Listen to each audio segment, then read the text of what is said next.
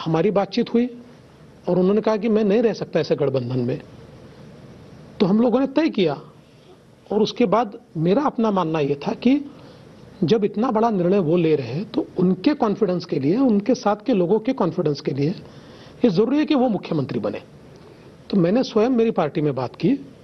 मेरी पार्टी ने कुछ समय लिया, उसके बाद मेरी पार्टी ने तुरंत एग्री नहीं किया, क्योंकि मेरी पार्टी ये मानती थी कि भाई अपने 113 लोग अपने साथ में है, इतनी बड़ी पार्टी है और सरकार चलानी है तो किस प्रकार से चलेगी। लेकिन I could convince my party और मेरे नेताओं ने इस बात की इजाजत दी और उसके बाद शिंदे जी को हमने मुख्यमंत्री बनाया।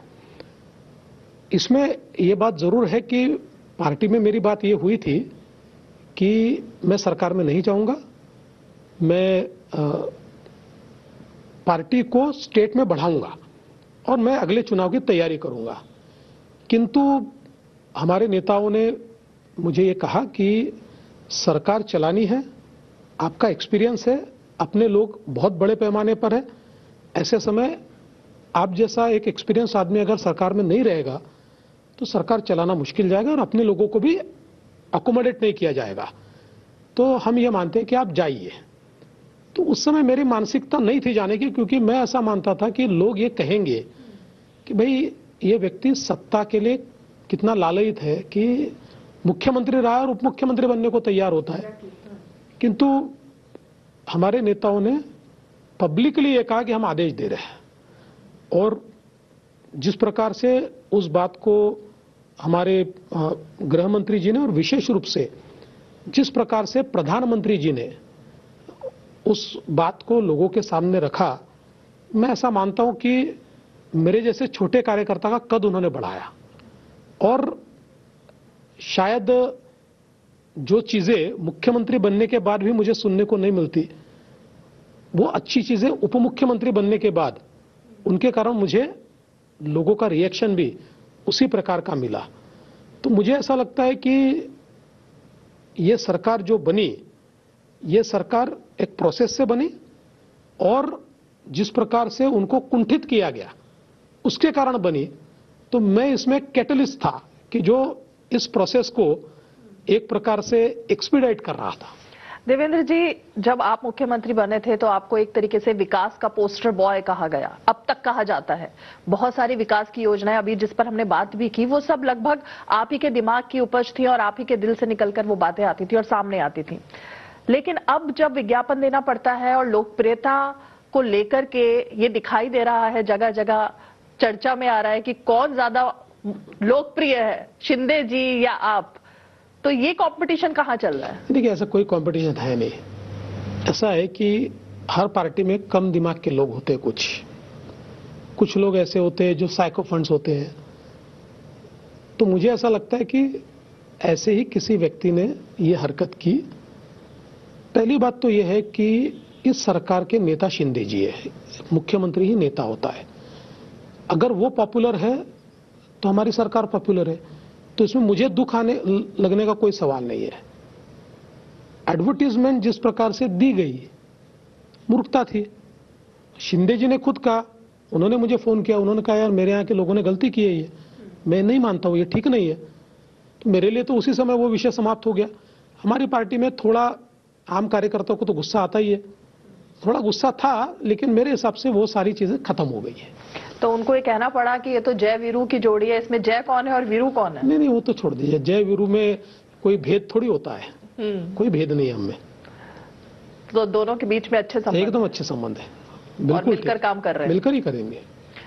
दूसरा मुद्दा जिस पर मैं आना चाहूंगी, कल ही हमने देखा कि जो सेतु है उसका नाम वीर सावरकर सेतु अब रख दिया गया। वीर सावरकर को लेकर एक अलग तरीके की महाराष्ट्र में फीलिंग्स है, जज्बात हैं। यहाँ पर राहुल गांधी जब यहाँ आते हैं तो वो वीर सावरकर के बारे में उनको माफी वीर कह देते हैं, और शिवसेना उद्धव गुट अभी भी उनके साथ है।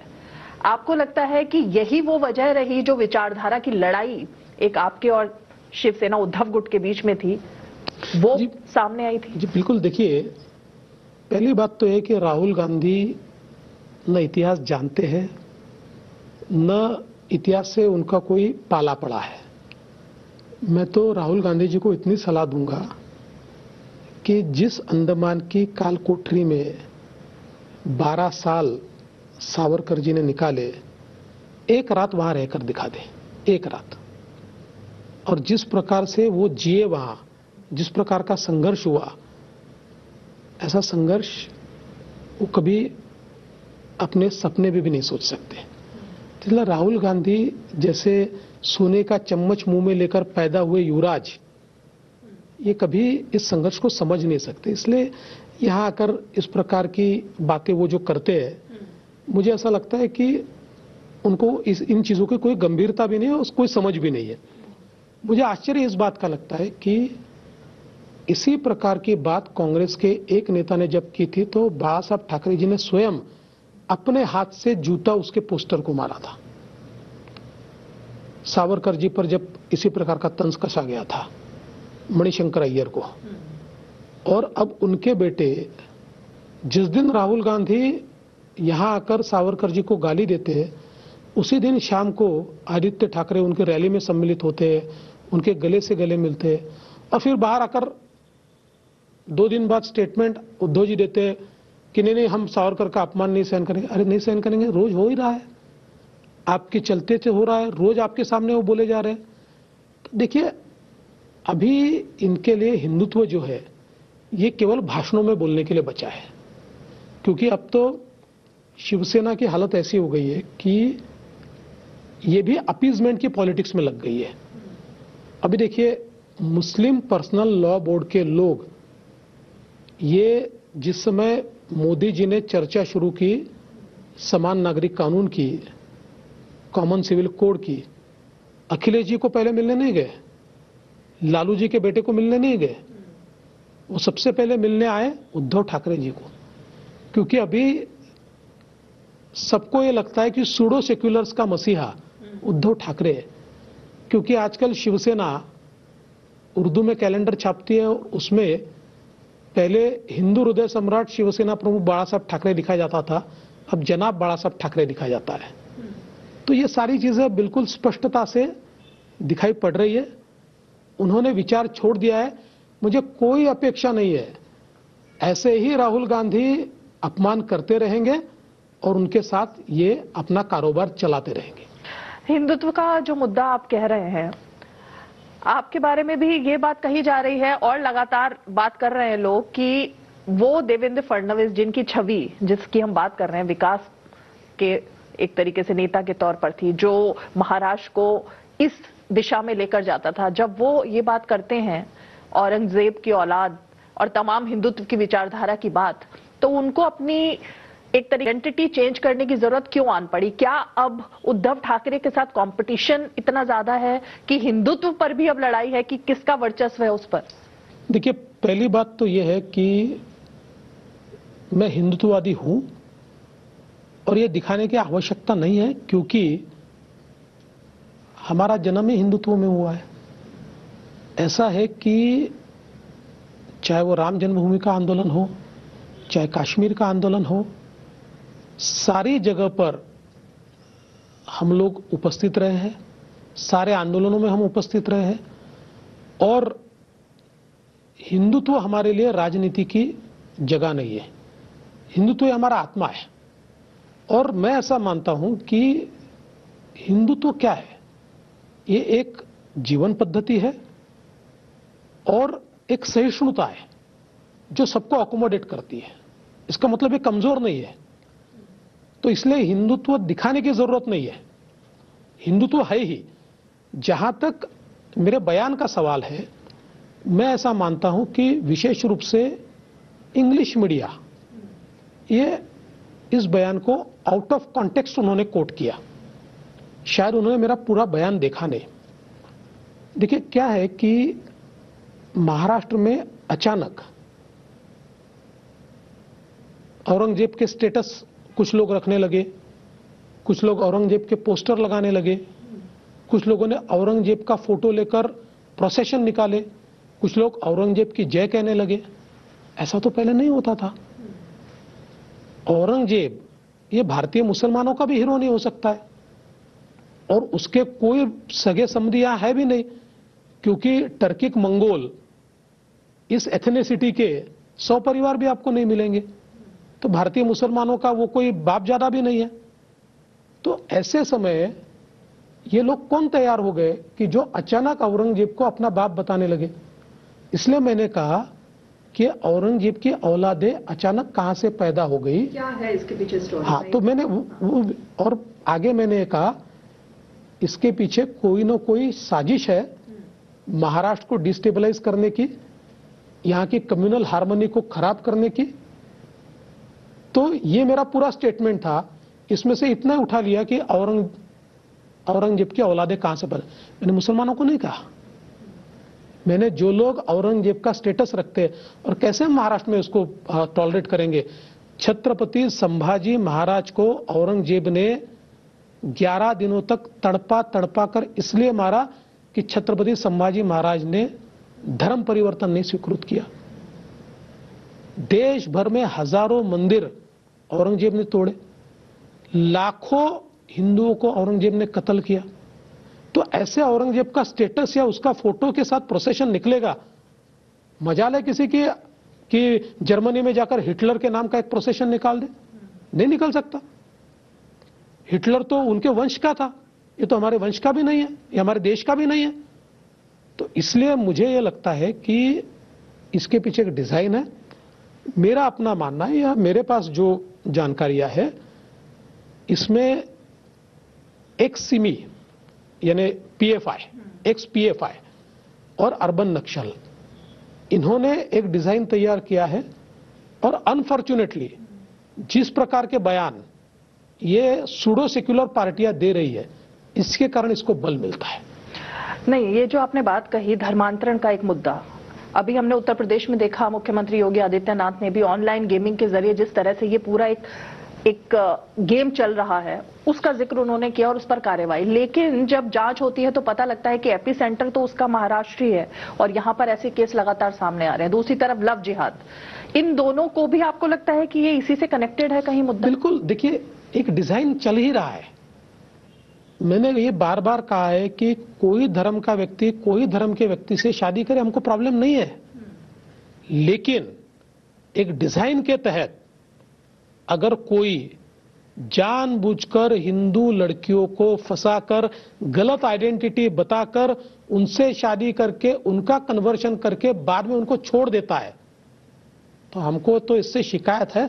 हम उनको छोड़ेंगे नहीं छोड़ सकते। अरे भाई, ये तो हमारी भी घर की बच्चियां हैं, हमारी बहनें, कैसे छोड़ दें इनको? तो इसलिए ये जो डिजाइन है, इस डिजाइन को मंजूर नहीं करेंगे। चाहे कोई हमारे ऊपर आरोप भी लगाए ना, हम नहीं डरते उससे। तो क्या इसके लिए कुछ कर रही है सरकार? देखिए, कर रही है, कई चीजें हम लोग कर रहे हैं। इसमें अभी हम लोगों ने काफी ध्यान दिया है और इसमें कोई कानूनन इंटरवेंशन करने की आवश्यकता पड़ी तो वो भी करेंगे। अभी हमने किया नहीं है। दूसरी चीज, लगातार मैं जब आज आ रही थी तो मैं पोस्टर देख रही थी, जगह जगह पर तेलंगाना के मुख्यमंत्री के पोस्टर लगे हुए हैं। वो किसान की भी बात कर रहे हैं, दलित की भी बात कर रहे हैं, और आपके जो विपक्षी हैं वो कह रहे हैं कि उनको आप ही यहां पर लेकर आए हैं क्योंकि वो आपकी बी टीम है और आप खुद यहां पर महाराष्ट्र में कुछ नहीं कर पा रहे, तो अब उनसे वोट कटवाने के लिए उनको लेकर आए हैं। देखिए, तेलंगाना के मुख्यमंत्री यहां पर आ रहे हैं। तेलंगाना और महाराष्ट्र का फर्क क्या है? तेलंगाना में बीजेपी का लगातार आंदोलन चल रहा है। मैं कई बार जाकर आया। तेलंगाना में जिस समय मेरी रैली थी तो हमारे जो बंडी संजय है उनको अरेस्ट कर लिया और मेरी रैली को परमिशन नहीं मिली। महाराष्ट्र में हम डरते नहीं है, जिसको आना है आए। वो आते हैं, सभाएं करते हैं, हम कभी रोकते नहीं है। महाराष्ट्र का अपना वजूद है। ऐसा कोई भी कहीं से भी आकर महाराष्ट्र में वोट ले ले, ऐसा नहीं होता है। इसलिए हम लोग इनसे डरते भी नहीं है और इनको रोकने का कोई कारण भी नहीं है। लोकतंत्र है, जिसको आना है आए। पिछले समय आम आदमी पार्टी ने आकर देखा कुछ अपना वजूद। ये क्यों घबराते हैं उनके आने से? हम नहीं घबराते। अंत में 2-3 तो उनके आने से नुकसान या फायदा किसको होने वाला है? वो तो समय बताएगा जी। नुकसान और फायदा, वोट मिलेगा तो फायदा और नुकसान होगा। वोट कौन देने वाला है? पोस्टर से वोट थोड़ी मिलते हैं। अंत में मैं 2-3 छोटी छोटी चीजें, एक, पिछले एक साल की जो हम बात कर रहे हैं, घोटालों पर घोटाले और भ्रष्टाचार के इतने सारे केस, ईडी, सीबीआई सबसे ज्यादा जो दिखा वो यहां पर एक एक करके ऐसा लग रहा है कि भ्रष्टाचार अब मुख्य मुद्दा हो गया है देश की राजनीति में, और उसमें महाराष्ट्र की भी एक अहम भूमिका रही। आपको लगता है कि एक एक करके अब ये जो घोटाले सामने आ रहे हैं, भ्रष्टाचार, बीएमसीबी अब तो उसमें आ गया, कोविड के समय का, ये किसी बदले की राजनीति के तहत हो रहा है या वाकई में जितने दोषी हैं उन सबके खिलाफ कार्रवाई? देखिए, सबके खिलाफ कार्रवाई होगी। मैं हमेशा ये कहता हूं कि भ्रष्टाचार ये मुद्दा रहेगा, वो हमेशा रहेगा। कभी कभी दूसरे मुद्दे हावी होते हैं, लेकिन आम आदमी को मन से ये लगता है कि हमारी सिस्टम से भ्रष्टाचार हटना चाहिए। आज आम आदमी मोदी जी के पीछे क्यों है? कि मोदी जी ने एक ऐसी डिलीवरी सिस्टम तैयार की है कि मोदी जी की किसी योजना में कोई एक पैसा नहीं खा सकता, किसी को उन्होंने स्कोप ही नहीं रखा है। एक ऐसी डिलीवरी सिस्टम को तैयार किया है, तो आम आदमी के लिए ये बात तो महत्वपूर्ण होती है। देखिए, ये जो घोटाले कोविड के समय हुए हैं, आप जम्बो कोविड सेंटर में घोटाले करते हो, लोगों की जान से खेलते हो। 35 डॉक्टर ऐसे जिन्होंने ये बताया कि हमने केवल अप्लाई किया था, हम कभी नौकरी पर रहे नहीं, उनके नाम से तनख्वाह निकल गई है, उनको दिखाया गया। इसका मतलब कोविड सेंटर में कौन था, कौन पेशेंट को देख रहा था? तो लोगों की जान से आप खेले हो। बॉडी बैग में घोटाला करते हो, आपको तो कफन चोर बोलना पड़ेगा। बॉडी बैग का घोटाला, ऐसे इतने घोटाले, इतने। कैग ने कोविड का ऑडिट ही किया नहीं है, नॉन कोविड के ऑडिट में 12,000 करोड़ के घोटाले निकले। अब कोविड के ऑडिट में कितने निकलेंगे पता नहीं है। तो ये घोटाले के ऊपर कार्रवाई तो करनी पड़ेगी, जनता का पैसा है, हम करेंगे। जब आपके साथ में थे उद्धव ठाकरे, तब कुछ ऐसे भ्रष्टाचार की चीजें आती थी उनकी तरफ से सामने, या ये अचानक 2.5 साल के अंदर? देखिए, क्या है कि कॉरपोरेशन में तो पिछले 2017 से हमने उनका साथ छोड़ दिया था। हमने कहा आप चलाइए कॉरपोरेशन, हम आपके इन गोरख धंधों में हम आपका साथ नहीं देंगे। ठीक है, हम स्टेट में साथ में है, लेकिन कॉरपोरेशन में हमारी भूमिका जो है, भले हम अपोजिशन में नहीं बैठेंगे, लेकिन विसल ब्लोअर के रूप में बैठेंगे। और आप देखिए 2017 से लेकर 2022 तक, जब तक कॉरपोरेशन थी, तब तक हमने वहां विसल ब्लोइंग का काम किया है। भले वो हमारे साथ थे, फिर भी हम विसल ब्लोअर का काम कर रहे थे। तो आपको लगता है कि उसके बाद ही सब कुछ, वो 2.5 साल के दौरान? ना, ये देखिए लगातार ये घोटाले करते आए हैं। मुंबई महानगर पालिका, ये इनका एक मिल्किंग काऊ है इनकी। उद्धव ठाकरे को अगर साइड में रख दें तो शरद पवार की पार्टी एनसीपी में भी ईडी, सीबीआई, वहां भी ये जो इमेज बन रही है बीजेपी की, कि जहां जहां पर बीजेपी क्षेत्रीय दलों को खत्म करने के लिए वो काम करती है और पूरे देश पर खुद रहना चाहती है, इस आरोप में कितना दम है? क्योंकि उद्धव ठाकरे ने यही आरोप लगाया कि वो आप उनकी पार्टी को ही खत्म करना चाह रहे थे और आपने करके दिखाया।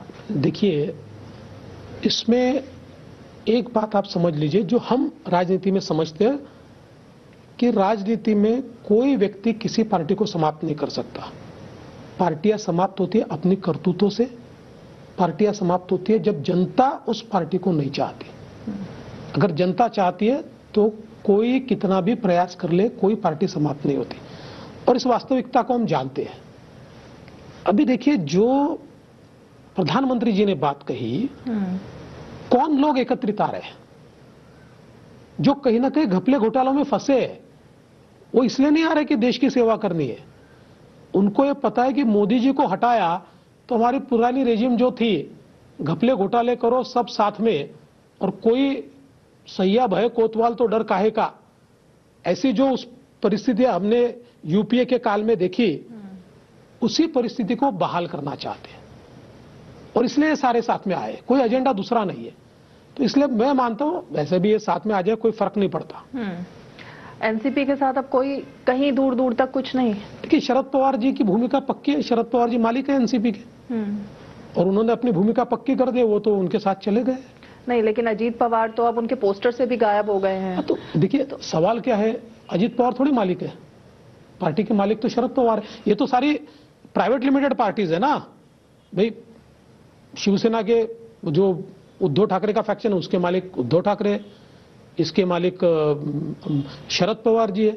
और भी पार्टियां देखिए, पहले मुलायम सिंह जी मालिक थे, वो नहीं रहे तो उनके बेटे मालिक हो गए, लालू जी उधर मालिक है। ये लोग मालिक है, हमारे जैसा थोड़ी है, हमारे पार्टी में कोई मालिक नहीं है। लेकिन देवेंद्र जी, ये तो कहा ही जाता है कि राजनीति में ना कोई परमानेंट दोस्त होता है, ना परमानेंट दुश्मन होता है। तो फिर क्या हम ये माने कि भविष्य में कभी अब उद्धव ठाकरे, आदित्य ठाकरे या फिर शरद पवार, इन सबके साथ कोई तालमेल नहीं? देखिए, मैं बहुत प्रैक्टिकल बात कहता हूं आपको, ये मेरे अनुभव से मैं कहता हूं कि राजनीति में कोई चीज परमानेंट नहीं होती, परिस्थितियां चीजों को डिफाइन करती है। लेकिन मैं जितनी राजनीति समझता हूं, मुझे नहीं लगता है कि उद्धव ठाकरे जी के साथ हम जाएंगे या शरद पवार जी हमारे साथ आएंगे। ये बिल्कुल चीजें स्पष्ट होती है। और साधारणतः हमारा ये मानना होता है, जो हमारे तत्व है उनमें, हमने तो 22 पार्टियों के साथ सरकार चलाई है।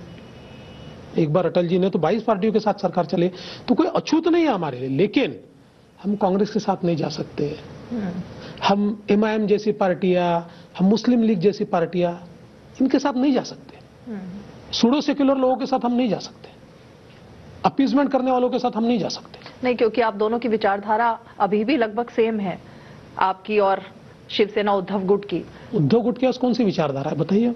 वो तो कहते हैं हम हिंदुत्व पर लौट कर आ गए हैं। नहीं, तो ऐसी कौन सी चीज की उन्होंने?